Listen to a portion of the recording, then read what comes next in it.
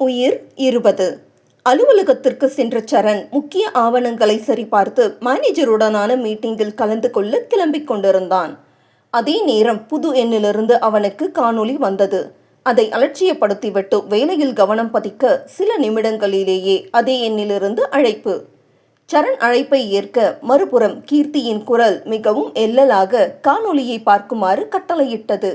உடனே கைபேசியை உயிர்ப்பித்து காணொளியை கண்டவனின் முகம் மறுநொடியே குப்பென உயர்த்து போக சரணுக்கு சர்வமும் ஒடுங்கி போனது.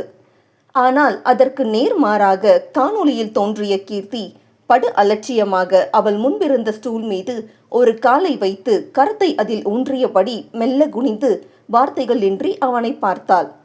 பின் தன் குரலை செருமி, "என்ன மிஸ்டர் சரண், நான் தான் உங்ககிட்ட ஏற்கனவே சொன்னேனே, என்னை வீட்டை விட்டு போக சொல்கிற அதிகாரம் உங்களுக்கு இல்லைன்னு. மீறி அனுப்ப நினச்சா விளைவு விபரீதமாக இருக்கும்னு சொன்ன பிறகும் எவ்வளவு தைரியம் இருந்தால் நீங்கள் எனக்கு 2 நாள் கெடு விதிச்சுட்டு கிளம்புவீங்க என்று புருவம் உயர்த்தியவள் பார்வையும் குரல் பேதமும் உடல் மொழியுமே சரணுக்கு ஏதோ விபரீதம் நிகழப்போவதை உணர்த்தியது. ஒருவித அச்சம் மனதை கவ்வ இமை சிமிட்டாது காணொளியை பார்த்திருந்தான். இப்போது ஸ்டூலின் மீது ஏறி நின்றவள் வலக்கரத்தை உயர்த்தி எதையோ பிடித்து கொண்டே, "நான் எதுக்கு இங்கே வந்திருக்கேன்னு சொன்னதுக்கு அப்புறமும் கொஞ்சமும் எனக்கு கோஆப்ரேட் பண்ணாமல் ஹாயா ஆஃபீஸ்க்கு கிளம்பிட்டீங்க. என்ன, என்னோட வார்த்தைக்கு மரியாதை இல்லையா? இல்லை நான் அவ்வளோ ஈஸியாக போயிட்டேனா?" என்றவள் மெல்ல கரத்தை கீழிறக்க அவள் கையில் சுருக்கிடப்பட்ட கயிறு இருந்தது. அதை கண்ட சரணின் இதயம் வேகமாக தடதடக்க கீர்த்தி என்ன செய்ய இருக்கிறாள் என்பது புரிந்தது. "எனக்கே கெடுவா" என்று எல்லலாக தலையை ஒரு புறம் சாய்த்தவள், "இப்போ வீட்டுக்கு வர்றதுக்கு உனக்கு சரியா 20 நிமிஷம்தான் டைம். அதுலேயும் இது பீக் ஹவர், ஹெவி டிராஃபிக் வேற. பட் அதையெல்லாம் சாக்கா வச்சுக்கிட்டு நீ மட்டும் நேரத்துக்கு வராமல் போன" என்று எச்சரித்தவள் கைபேசியை திருப்பி அங்கிருந்த மேஜையை காண்பித்தாள். அதில் மற்றொரு கைபேசியில் முகப்புத்தக பக்கத்தை திறந்து வைத்திருப்பதை கண்ட சரணுக்கு தூக்கி வாரி போட்டது. "என்ன பார்க்குற? 21வது நிமிஷம் நான் இதில் தொங்கிடுவேன், அதுவும் ஃபேஸ்புக்கில் லைவா, ஊரே பார்க்குற மாதிரி" என்றவள் இதழ்களில் மெல்லிய புன்னகை. "இது எப்படி இருக்கு? நானும் கொஞ்சம் வித்தியாசமானவ தான், எங்கள் அப்பனை மாதிரியே" என்றவளின் குரலின் அழுத்தம் கூடியிருக்க சரணுக்கு உடலின் மொத்த சக்தியும் வடிந்து போனது. அடுத்து அவள் என்ன பேசியிருப்பாளோ அதையெல்லாம் கேட்கும் நிலையில் சரண் இல்லை. மறுநொடியே இருக்கும் இடம் நிலை அனைத்தையும் மறந்து தலை தெறிக்க அலுவலகத்தை விட்டு வெறி பிடித்தவன் போல ஓடி பேஸ்மெண்ட்டை அடைந்தான். அதில் பல முறை தடுமாறி தூணில் இடித்து கொண்டும் கீழே விழுந்து எழுந்தும் ஓடியவன் சிந்தை முழுவதும் கீர்த்தியே இருக்க தன் வேகத்தை கூட்டி ஓடியவன் எதிரே சென்ற வாகனத்தின் குறுக்கே பாய்ந்து தன் பைக்கை எடுத்துக்கொண்டு புயல் வேகத்தில் கிளம்பினான். போக்குவரத்து விதிமுறைகளை மீறிக்கொண்டு காற்றை விட அதிவேகமாக ஓட்டி சென்றவனின் மனமோ அதைவிட வேகமாக துடித்தது. மனக்கண்ணில் கீர்த்தி அனுப்பிய காணொளியே வலம் வர சிந்தை கெட்டு இருந்தவனின் புலன்களும் ஒருங்கே வேலை நிறுத்தம் செய்திருந்தது. எதிரே வந்த வாகனத்தில் இருமுறை விபத்தில் மாட்ட இருந்தவன் இறுதி நேரத்தில் சுதாரித்து நூலிழையில் தப்பித்து முழுதாக வீடு சென்று சேர்ந்ததே அவன் செய்த புண்ணியம்தான். கிட்டத்தட்ட அரை உயிராக அவன் வீட்டை சென்று அடைந்த போது கீர்த்தி அவனுக்கு விதித்திருந்த கெடுவில் 5 நிமிடம் மீதம் இருந்தது. வீட்டின் முன் நின்று அழைப்பு மணியை ஒலிக்க விட்ட சரணின் சட்டை தெப்பலாக நனைந்திருக்க விழிகளில் திரண்டிருந்த நீருடன் கலக்கமும் அச்சமும் போட்டி போட்டது. மூச்சு காற்றுக்கு ஏங்கியவனாக வாயை திறந்து பிராணவாயுவை வேகமாக சுவாசித்து கொண்டிருந்தான். அவன் வந்த பின்னரும் உடனே கதவை திறக்காமல் கீர்த்தி அவனை சோதிக்க அவள் தாமதித்த ஒவ்வொரு நொடிக்கும் சரண் செத்து பிழைத்திருந்தான். நடுங்கும் விரல்களுடன் கைபேசியை எடுத்து கீர்த்திக்கு அழைக்க உள்ளே அதன் ஒலி சரணுக்கு நன்கு கேட்டது. ஆனாலும் அழைப்பு ஏற்கப்படவில்லை. இனியும் தாமதிப்பதற்கு இல்லை என்று கதவை உடைக்க முற்பட அதற்குள் கீர்த்தி கதவை திறந்திருந்தாள். வில்லிலிருந்து புறப்பட்ட அம்பாய் பாய்ந்து கொண்டு உள்ளே நுழைந்தவன் தடுமாறி அருகே இருந்த மேஜையில் கரம் குற்றி ஆழ்ந்த மூச்சுக்களை எடுத்து தன்னை நிலைப்படுத்தினான். அதற்குள் கதவை தாளிட்டு வந்தவள் அங்கிருந்த சோஃபாவில் தோரணையாக அமர்ந்து கால் மேல் கால் போட்டுக்கொண்டு வைத்த கண்ணை எடுக்காமல் அவனையே பார்த்திருந்தாள். விழிகளோ எண்ணில் அடங்கா உணர்வுகளை பிரதிபலித்தாலும் முகத்தில் ஒருவித உறுதியுடன் அவனவள், "பரவாயில்லையே, 5 நிமிஷத்துக்கு முன்னாடியே வந்துட்டு. அப்போ என் மேல லவ் இருக்குதானே? அப்புறம் ஏன் பேபி என்னை ஏத்துக்க மாட்டேங்கிற?" என்ற கீர்த்தியை நெருங்கி ஓங்கி அறைந்த சரண், "சீ, வாய மூடு" என்ன ஜென்மண்டி நீ எல்லாம் என்று பேச முடியாமல் இருமியவன் அருகே இருந்த தண்ணீரை எடுத்து குடித்தான். கீர்த்தியோ அவன் அறைந்த இடம் தீப்பற்றினார் போல எரிய மெல்ல கரம் கொண்டு வருடினாள். மீண்டும் ஆத்திரம் தீர அவளை அறைந்தவன் சட்டென கீர்த்தியின் கழுத்தை பிடித்து, என்ன தாண்டி வேணும் உனக்கு?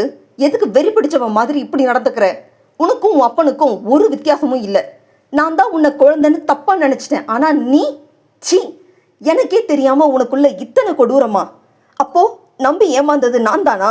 காதலிக்கிறவளுக்குள்ள இன்னொரு கொடூரமான முகம் இருக்கிறது கூட தெரியாத முட்டாளா இருந்திருக்கேனே என்று விரக்தியான குரலில் பேசிக்கொண்டே சென்றவன் அவள் விழிகளில் வலி மிகுவதை கண்ட பின்னரே தான் செய்து கொண்டிருக்கும் செயல் புரிபட உடனே அவள் கழுத்தில் இருந்து கரத்தை எடுத்தான். கீர்த்தி இருமையவாறே கண்ணில் திரண்டிருந்த நீருடன் அவனை பார்க்க, மனுஷனா இருக்கிற என்ன ஏண்டி இப்படி கொஞ்சம் கொஞ்சமா மிருகமா மாத்துற? நீ பண்றதெல்லாம் பார்க்கும்போது உங்க அப்பனே மேலோன்னு தோணுது என்றதுமே, எங்க அப்பனை பழி வாங்க உனக்கு கஷ்டமே இல்லாம ஒரு வழி ஏற்படுத்தி கொடுக்க நினைக்கிறேன். இது தப்பா என்று அவனை ஆழ்ந்து பார்த்தாள். வழியா? என்னடி வழி என்று அவன் சீரவும், ஆமா, உனக்கு படம் பார்க்குற பழக்கமோ இல்லை கதைகள் படிக்கிற பழக்கமோ இல்லையா என்றிட சரண் பதிலளிக்காமல் அவளை பார்த்தான். ஆமா சரண், வழக்கமாக நம்ம தமிழ் சினிமாவில் கதைகள்லாம் அப்பா ஹீரோ குடும்பத்துக்கு ஏதாவது கெட்டது பண்ணியிருப்பான். அவனை பழிவாங்க ஹீரோ அவனோட பொண்ணை கடத்திட்டு வந்து கர்ப்பமாக்கி அவன் மானத்தை வாங்கி அவனை தண்டிப்பான். இதுதானே நம்ம மரபு. அது மாதிரி தான் நான் உனக்கு ஏற்படுத்தி கொடுத்துருக்கிற வழியும் என்று அவனை ஆழ்ந்து பார்த்தவள், என்ன ஒன்று, இங்கே உனக்கு என்னை கடத்துகிற கஷ்டத்தை கூட நான் கொடுக்கல. நான் கேட்குறதெல்லாம் உன்னோட குழந்தை மட்டுமே. அது கொடுத்தா போதும், நீ என்னை கொண்டு விட வேண்டாம், நானே போயிடுவேன் என்றவளின் வார்த்தைகளில் ஸ்தம்பித்து போனான் சரண். வேண்டாம் கீர்த்தி, என்னை ரொம்பவே சோதிக்கிற. கடைசியாக உன்னை வார்ன் பண்ணுறேன். இதுக்கு மேலே ஏதாவது பேசின நான் மனுஷனாவே இருக்க மாட்டேன். ஜஸ்ட் ஸ்டாப் எவ்ரிதிங் என்றவனின் முகம் இறுகி போயிருக்க அவன் குரலே அவளை அச்சுறுத்தியது. உனக்கு என்ன பைத்தியம் பிடிச்சிருக்கா? வந்ததுலேருந்து குழந்தை குழந்தைன்னு உயிரை எடுக்கிறியே. முறையற்று அங்கீகாரம் இல்லாமல் பிறக்கிற குழந்தைக்கு இந்த சமூகத்தில் என்ன பேருன்னு தெரியுமா? அந்த குழந்தையோட அம்மா இந்த சமூகத்தோட பார்வையில் எந்த நிலையில் இருப்பானாவது தெரியுமா? வாழ்க்கை முழுக்க ரணமும் வேதனையும் மட்டுமே மிஞ்சும். ஒருவேளை அது பெண் குழந்தையா இருந்தா அதனுடைய நிலை சொல்லவே வேண்டாம், இன்னும் மோசமானது. வளரும் போதே வாழ்க்கையுடைய ஒவ்வொரு நிலையிலும் சமூகத்தோட போராடணும். திருமணத்துக்கு பிறகு பிறக்கும் குழந்தை எல்லாராலையும் கொண்டாடப்படும். ஆனால் அதே முறை இல்லாமல் பிறந்தா அதோட நிலை கண் கொண்டு பார்க்க முடியாது. புரிஞ்சுக்கோ என்று அறையினுள் சென்றவன் அங்கு உத்திரத்தில் கட்டப்பட்டிருந்த கயிறை அவிழ்த்து அவன் முகத்தில் விட்டெறிந்து, இப்போ எதுக்கடி இந்த நாடகம் போட்டு என்னை வரவழிச்ச என்று அறையினுள் சென்றவன் அங்கு உத்திரத்தில் கட்டப்பட்டிருந்த கயிறை அவிழ்த்து வந்து அவள் முகத்தில் விட்டெறிந்து, இப்போ எதுக்கடி இந்த நாடகம் போட்டு என்னை வரவழைச்ச என்றதும் அவளிடம் கனத்த அமைதி. ஒன்று மனுஷனை பேசி சாவடி, இல்லாட்டி பேசாம சாவடி. இப்போ என்னடி, இந்த வீட்டை விட்டு உன்னை போக சொல்லக்கூடாது, அவ்வளோதானே என்று மூச்சை இழுத்து விட்டவன், ஓகே, இனி உன்னை இங்கிருந்து போக சொல்ல மாட்டேன், நீ இங்கே இருக்கலாம் என்றதில் கீர்த்தியின் பார்வை ஆச்சரியத்துடன் அவன் மீது படிந்தது. ஆமாம், இங்கேயே இருக்கலாம், ஆனால் உன் இஷ்டத்துக்கு இல்லை, நான் சொல்கிற மாதிரி இருக்கணும். இங்கே வந்ததுலேருந்து வெறி பிடிச்ச மாதிரி நான் தான் வேணும், என் கூட தான் வாழணும், என்னோட குழந்தை வேணும்னு நீ பண்ணிட்டு இருக்கிற பைத்தியக்காரத்தனத்தெல்லாம் மூட்டை கட்டி வச்சுட்டு அமைதியாக எப்படி இருக்கணுமோ அப்படி இருக்கிற வழியை பார்க்கணும். இல்லை என்று ஒரு நொடி நிதானித்தவன், உனக்கே தெரியும் நான் எந்த அளவுக்கு பொறுமையானவன்னு. என்னை இதுக்கும் மேலே சீண்டின இப்போ மாதிரியே இருக்க மாட்டேன். உங்கள் அப்பனுக்கு விழுந்ததை விட உனக்கு அதிகமாக விழும், பொண்ணுன்னு கூட பார்க்க மாட்டேன் என்று ஆவேசமாக எச்சரித்துவிட்டு அறையின் வாயிலிற்கு சென்றவன் மீண்டும் அவளிடம் திரும்பி, ஏற்கனவே என் அக்கா பொண்ணு இங்கே தான் இருந்தா, அது உனக்கே தெரியும். இது அவளோட ரூம். இனி இதில் நீ தாராளமாக இருந்துக்கலாம், ஆனால் என்னை தொந்தரவு செய்யாம என்று இறுதி வார்த்தைகளில் அழுத்தம் கொடுத்தவன் அவள் பார்வை மாற்றத்தை கண்டு, உனக்கு ஏதோ மன கஷ்டம் இருக்குன்னு புரியுது, முடிஞ்சா எனக்கு என்னன்னு சொல்லு, சால்வ் பண்ண ட்ரை பண்ணுறேன். இல்லையா அது குறைஞ்சதும் இங்கேருந்து கிளம்பிடணும். அது வரைக்கும் எப்படி இருக்கணுமோ அப்படி இருக்கிறேன். காட் இட் என்றவன் அலுவலகத்திற்கு கிளம்பி சென்றான். அவன் செல்லவும் சுவரில் சாய்ந்து நின்ற கீர்த்தியிடம் சரண் மீதான பிரமிப்பு இன்னுமே அதிகரித்தது. பெண்ணே, சரணை மட்டுமே 10 வருடங்களுக்கு மேலாக மனதில் சுமந்து கொண்டிருப்பவளுக்கு பிரகாசத்தை பழிவாங்க குழந்தை என்ற முடிவெடுத்த பின்னர் அவள் சுமக்க நினைத்ததும் அவன் குழந்தையைத்தான். ஆனால் இங்கே அவனை கண்ட நாள் முதலே முழுதாக அவள் எண்ணங்களுக்கு அப்பாற்பட்டு நிற்பவன் கீர்த்தியிடம் ஒருவித ஆச்சரியத்தையும் திகைப்பையும் ஏற்படுத்தியிருந்தான். அதிலும் 2 நாட்களாக அவனிடம் வதைப்படுபவள் இன்று அவன் வார்த்தைகளில் முழுதாக உடைந்து போயிருந்தாள். அவளுக்கு தன்னை வெகுவாக கட்டுப்படுத்த வேண்டியிருந்தது. ஆனால் அந்நிலை கூட சில மணித்துளிகளுக்கே. மனதில் எக்கின் உறுதியோடு அடுத்து செய்ய வேண்டியவைகளை மனதில் பட்டியல் போட்டு ஒத்திகை பார்க்கத் தொடங்கினாள். அதற்கு பின்பான நாட்களில் சரணுடன் பேசாமல் மௌனமாக இருந்தாலே தவிர தன் முயற்சியை கைவிடவில்லை. வேலை செய்பவன் கவனத்தை திசை திருப்ப முயற்சிப்பது, டிவி பார்த்து கொண்டிருந்தால் ஒட்டி அமர்வது, குளிக்க சென்றால் குளியலறைக்குள் நுழைய பார்ப்பது என்று ஏதேனும் ஒரு வகையில் அவனை பலவீனமாக்கும் முயற்சிகளை செய்து கொண்டேதான் இருந்தாள். இதிலிருந்து தப்பிக்க திலகுடன் தங்க முற்பட்ட சரணை மீண்டும் மிரட்டியே வீட்டிற்கு வரவழைத்திருந்தாள் நம் நாயகி. அன்று அலுவலகத்தில் வேலை நெட்டி முறிக்க வழக்கத்திற்கும் தாமதமாகத்தான் வீடு திரும்பிக் கொண்டிருந்தான். ஆனால் அவன் வீடு வந்து சேர்வதற்குள் பல அழைப்புகள் வர, அழைப்பது யார் என்று தெரிந்ததும் மனம் பெரும் தவிப்புக்குள்ளானது. அதன் விளைவு பாதையில் கவனமில்லாது போகவும் வண்டியை ஓரமாக நிறுத்தியவன் தன்னை ஆசுவாசப்படுத்தி கொண்டு வீடு வந்து சேர்ந்திருந்தான். மடிக்கணினியோடு சரண் அமர்ந்த சில நொடிகளில் அவன் முன் வந்து நின்றவள், டின்னர் ரெடி, சாப்பிட வாங்க என்றாள். இங்கு வந்ததிலிருந்து இது நாள் வரை சமைக்காதவள் இன்று திடீரென சமைத்திருப்பதைக் கண்டு அவன் மனதில் எண்ணிலடங்கா கேள்விகள். யோசனையோடு அவளை பார்த்தவன், இல்லை வேண்டாம், நான் வழியிலே சாப்பிட்டுட்டு வந்துட்டேன் என்று மறுத்தான். அதனால் என்ன, இதையும் சாப்பிடு, எல்லாமே ஹெல்த்தியா உனக்காகவே பார்த்து பார்த்து சமைச்சது என்றாள். ஹே, நான் தான் வேண்டான்னு சொல்றனே, உனக்கெல்லாம் ஒரு முறை சொன்னா புரியாதா, போடி இங்கிருந்து என்று அவளை அலட்சியம் செய்து தன் வேலையை தொடரலானான்.